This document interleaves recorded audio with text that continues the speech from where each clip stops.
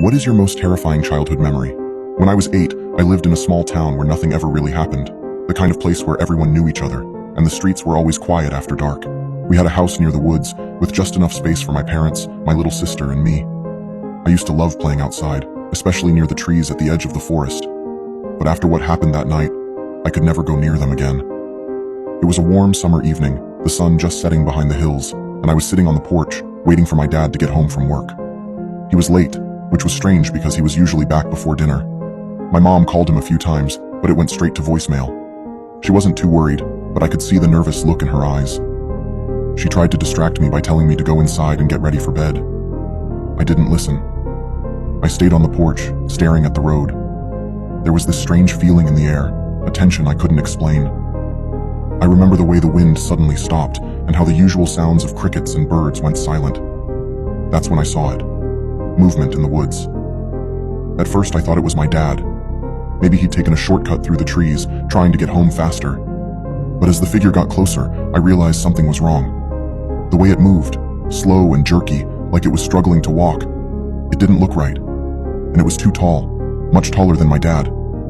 The figure stepped out from the trees and onto our lawn. It was a man, but not like anyone I'd ever seen. His clothes were torn, and his skin was pale, almost gray, with dark circles around his eyes. He moved slowly, like every step was painful, and his head kept twitching, turning to look around as if he couldn't focus. I stood frozen on the porch, my heart pounding in my chest. I wanted to scream for my mom, but the sound wouldn't come out. All I could do was watch as this man, or whatever he was, shuffled closer. And then he stopped, just a few feet away from the porch, staring straight at me. His eyes were empty. No emotion, no recognition, just cold, dark pits. And then he opened his mouth, like he was going to speak. But what came out wasn't words. It was a horrible gurgling noise, like he was choking on something. Finally, I found my voice. I screamed for my mom, and she came running out of the house. She grabbed me, pulling me inside, slamming the door shut. We locked everything, the windows, the back door, everything we could. My mom kept peeking through the curtains, but the man was gone. It was like he had disappeared into thin air.